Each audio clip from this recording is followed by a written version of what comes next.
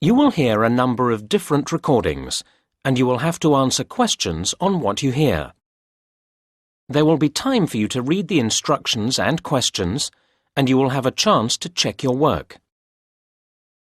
All the recordings will be played once only. The test is in 4 sections. Write all your answers in the listening question booklet. At the end of the test, you will be given 10 minutes to transfer your answers to an answer sheet. Now turn to Section 1.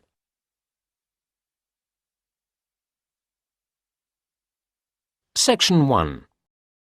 You will hear a woman calling an accommodation agency about properties to rent. First, you have some time to look at questions 1 to 4.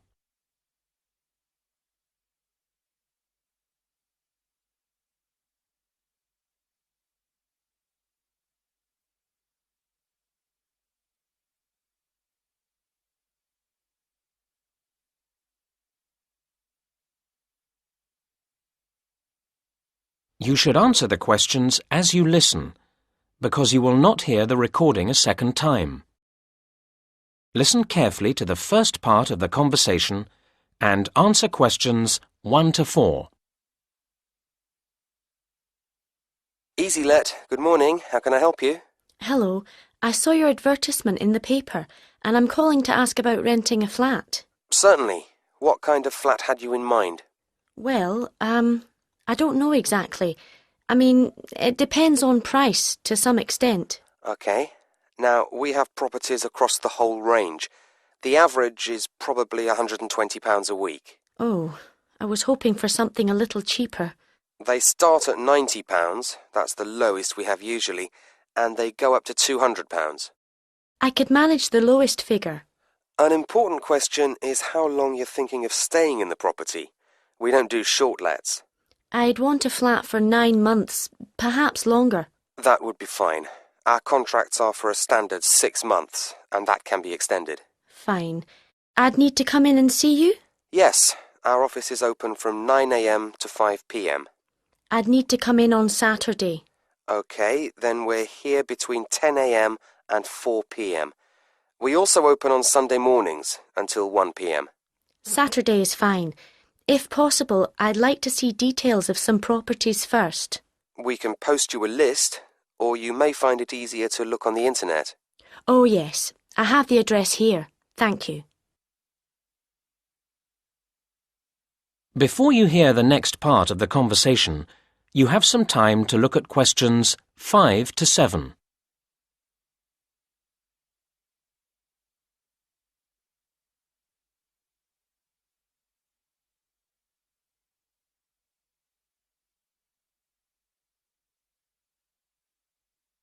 Now listen and answer questions 5 to 7. What else would you like to know? I wonder what I might need to buy for a flat. What's included in the rent? That depends on the flat to a certain extent, although some things are standard in all flats. For example, every flat has kitchen equipment provided for your use. Good. Does that also mean tableware, cups, glasses, plates? In some flats, but not all. OK. And bathroom towels, sheets and so on? I don't think any flats have those included. I can easily buy some. I don't suppose flats come with a TV? In fact, they all do, although they may not be the most modern models. Oh, that's fine. But it's different with the telephone. That's up to you to organise. These days, most people seem just to use their mobile phone. I can imagine. What extra charges would I get? Is heating extra? Yes, it is. But the water bill is part of the rent, so you don't have to pay for that. Right. I've noted all that. Before you hear the rest of the conversation, you have some time to look at questions 8 to 10.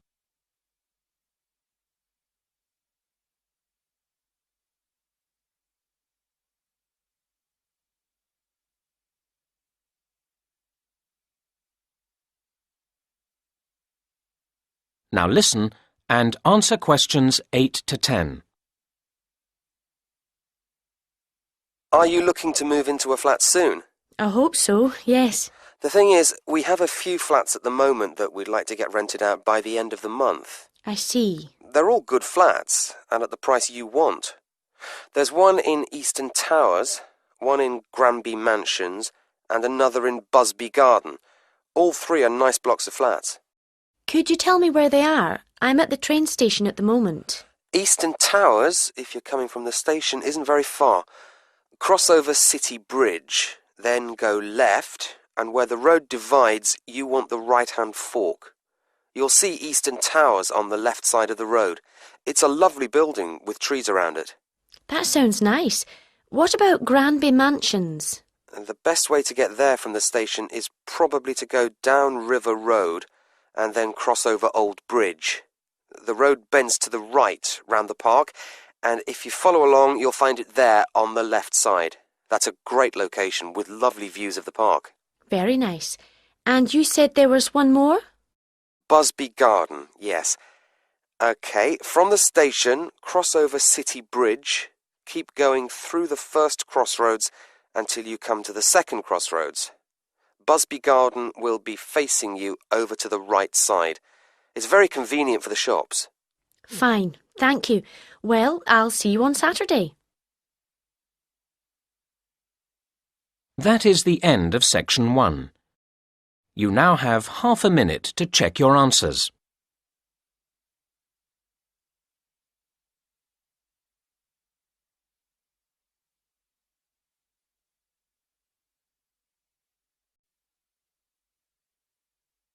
Now turn to section 2.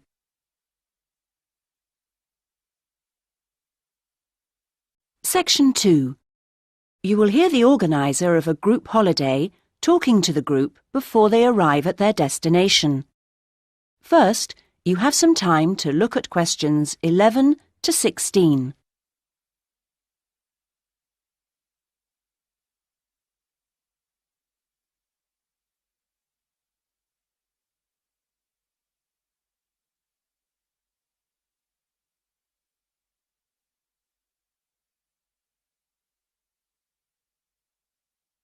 Now listen to the first part of the talk and answer questions 11 to 16. Thank you, everybody, for your attention. I hope you're all looking forward to arriving at the town. I thought you might like to know a few things while we're still on the coach, and it'll help to pass the time on our journey. OK, as you know, we're staying at the Park Hotel. It's comfortable and friendly. We're booked in for 3 nights. Now, I'm aware that not everyone wants breakfast there, so if you do want it, you should tell the hotel that you do the night before. We're making our own arrangements for dinner each evening, and there's a cafe open at the hotel most of the time if you want a drink or a snack. There's also a very pleasant lounge on the ground floor with a collection of fascinating paintings.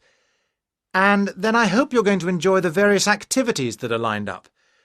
However, I do have to tell you that there have been some changes since the original programme. For one, because it's been restored and is therefore closed to the public, we won't be going to the castle after all, I'm afraid. However, there's plenty else to see, and the gardens are still open. Something we've been able to add to the programme is for Saturday, when a local historian will give us a lecture on famous people from the town. I don't know who that includes yet. So, to free up the time for that, we've made another little amendment and changed the trip to the antique show that was due for then on to Sunday. Actually, I think that'll make for a more relaxed programme anyway. We're leaving the rest of Sunday free for you to wander around as you wish. One place you might like to try is the art gallery, because it's got a huge display of old postcards. You can't really send them home to your family and friends, but it's interesting and sometimes funny to see what people used to send. Well, that's the lot on changes. Now you have some time to look at questions 17 to 20.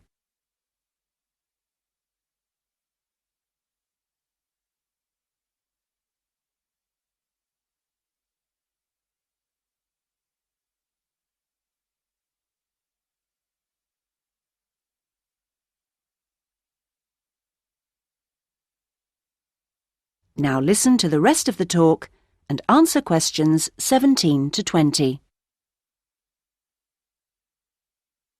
I thought it could be useful to try and get your bearings now, before we actually arrive, so I'll give you a few pointers on your maps. OK, first things first. The Park Hotel, because I assume you'll want to deposit your luggage before anything else. We'll be driving into the town from the west and stopping at the bus station. To get to the hotel, just go straight down the high street towards the railway bridge, and after the bridge, if you go left, you'll soon see it on the right. As I say, it's a nice place. You can check in, see your rooms, relax a little. There are a couple of interesting little shops nearby. There aren't any internet facilities at the hotel, I'm afraid, so if you want to send any emails, you'll need to get yourselves to the internet cafe. In fact, if you want to do that first, it's easy because it's near the bus station, on the corner towards the right of Curtis Lane and Kramer Street. So, once you've done that, well, if you do that, then I suppose you'll be ready to do a bit of exploring. You've got your basic maps, but you may want to get more information, and the Tourist Information Office is the place to do that. It's up around the train station area.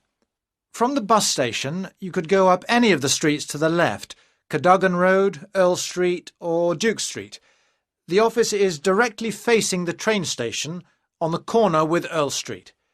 They've got all sorts of brochures and leaflets about local attractions and tickets for sale.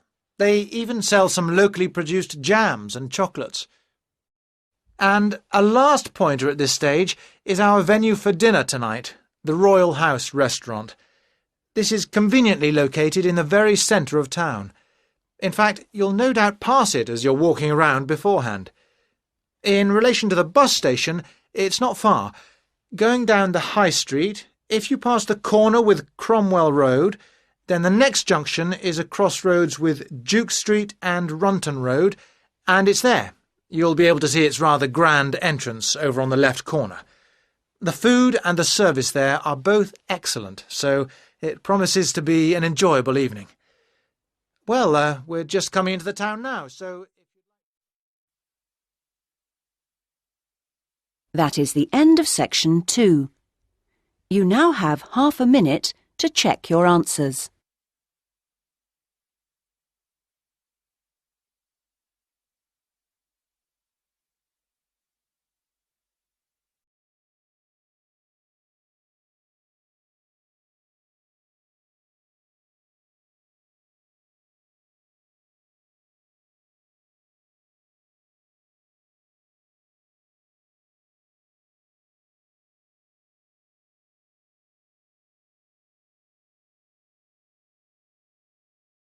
Now turn to Section 3. Section 3. You will hear two students called Helen and Paul talking to their tutor about a nursing course. First, you have some time to look at questions 21 to 24.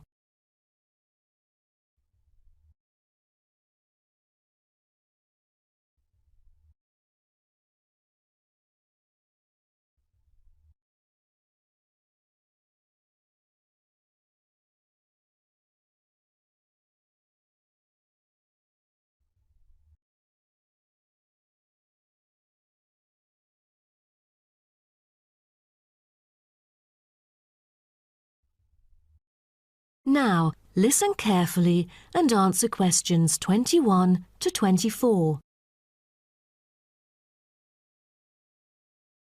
Helen and Paul, congratulations to you both for doing so well the past semester. You two have exhibited an impeccable performance during your first year in the nursing program.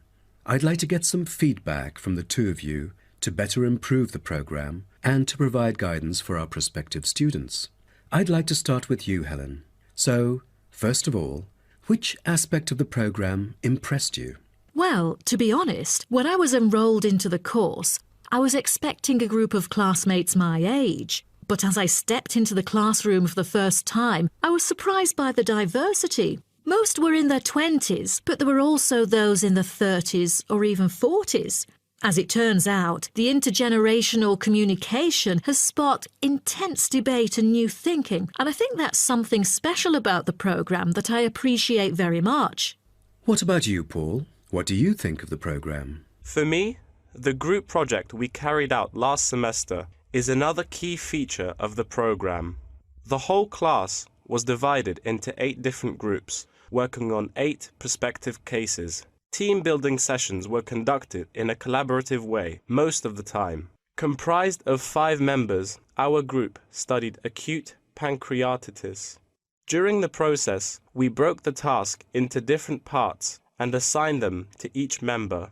We were then able to tackle the complex problem by pooling our knowledge and skills. More importantly, stronger links were established between the group members. Because of the project, we've all become good friends. That's true. According to graduates, group projects prepare them for the work world in which teamwork and collaboration are increasingly the norm. So tell me, Paul, what else do you like about the programme? I want to be a registered nurse working in a public hospital after graduation.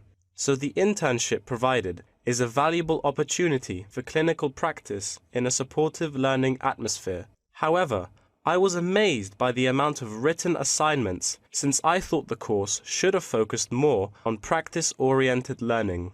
Well, I have to disagree with you, Paul. The essays demonstrate your understanding of the course. For me, writing essays is a process that involves critical thinking, which challenges me to develop my points more thoroughly. I thus manage to gain a diversity of perspectives. The programme is designed to deliver basic and advanced theoretical knowledge of core concepts, including healthcare systems concepts, together with practicum or clinical practice experience to bridge the classroom content to the practice setting. So, I'm afraid written work is unavoidable. Also this year, we've added a module of law. How do you feel about that? At first, we felt that learning law is kind of redundant and too time-consuming. After a few sessions, we realised that it is necessary in dealing with future medical disputes. Before you hear the rest of the talk, you have some time to look at questions 25 to 30.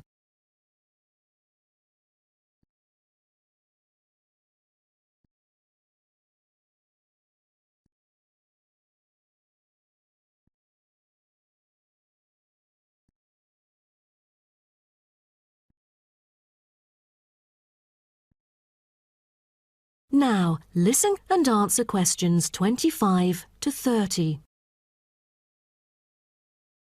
Do you have any suggestions for prospective students? What bothers me most is handing in essays on time. I almost missed the deadline once because there were 3 essays due within the same week, so rationalising your time is critical. Well, that's true. The lectures deliver so much useful information. I have poor memory, so I kept making notes and revisiting them on a regular basis. To my surprise, at the end of the semester, I have learnt the key concepts by heart. How was the research? I heard that it was quite challenging. How did you manage to overcome the difficulties? That's true. The majority of us had no clue how to carry out the research at first. Fortunately, when I was digging up reference materials at the library, I sought help from the librarian. She taught me about finding the appropriate resources and choosing the proper research methods. Have you checked out the online forum?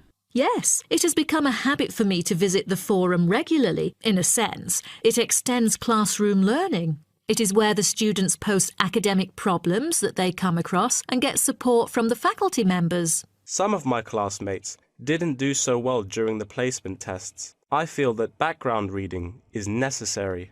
Lastly, do you have anything to say to the freshmen? I was really ambitious at first, trying to get straight A's on my transcript. I made tons of notes and worked hard even on the optional assignments to get extra credit. I stressed myself out before having an emotional breakdown. After consulting my advisor, I found it important to set realistic goals.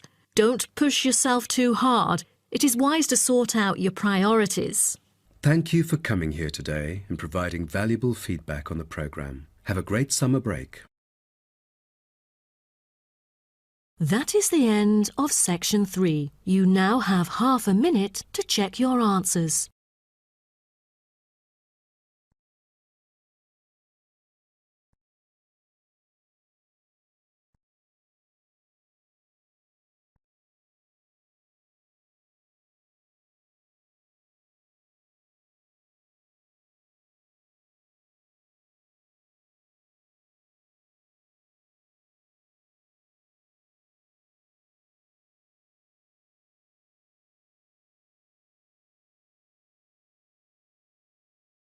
Now turn to Section 4.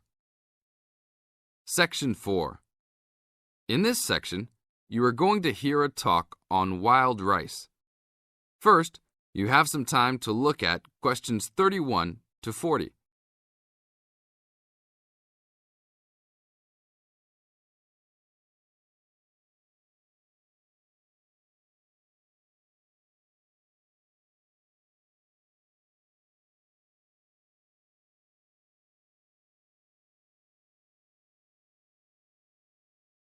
Now listen to the tape and answer the questions.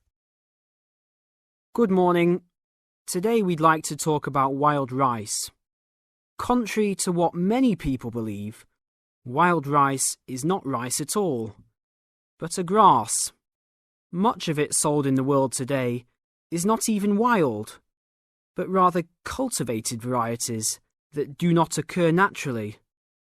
Wild rice is really an annual aquatic seed found mostly in the upper freshwater lakes of Canada, Michigan, Wisconsin, and Minnesota in North America. Indians gathered wild rice before any explorers set foot on the North American continent. Early explorers were greatly impressed with the strength and hardiness of the woodland Indians, and attributed their vitality to their ample servings of wild rice. Wild rice can grow in water as shallow as 3 or 4 feet along marshes and muddy waters. A tall plant, it grows to a height of 8 to 10 feet, with a long flower cluster that reminds one of a narrow broom. The grains in their husks on the tall stalk look somewhat like oats. Truly wild rice is a challenging crop to grow. Even today, it's very susceptible to failure due to weather conditions. If a heavy windstorm comes along just before harvesting, the seeds can be blown into the water, ruining an entire crop. Harvesting at just the right time becomes a matter of beating the birds to it, since wild rice is considered a delicacy by many birds living in the area.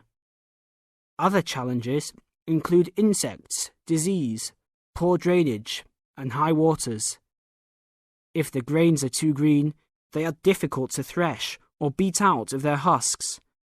If left on the plant too long, even a few days too long, they fall off the plant into the water.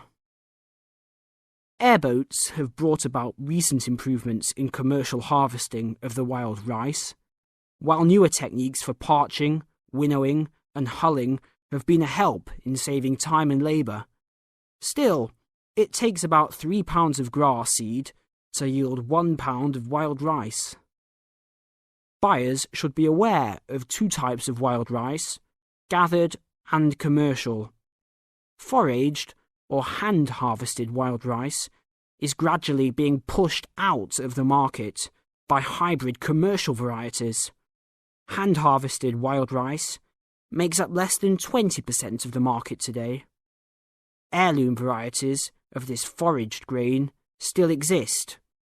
In fact, it is the only heirloom grain sold commercially. However, package labels can be deceiving. Though the label may read Indian harvested or organic, the product may be hybridized wild rice placed in freshwater lakes and gathered by Indians in airboats. Hand-harvested, organic, and from the Great Lakes region is the real thing, with superior flavour and aroma, but it may be difficult to find. Though wild rice is one of the most expensive grains, it goes a long way. Some say that 1 pound of the grain can feed 30 people. To compensate for its high cost, try combining wild rice, half and half, with brown rice. For a truly colourful presentation, try 1/3 of each: white rice, brown rice, and wild rice. This is the end of Section 4. You now have half a minute to check your answers.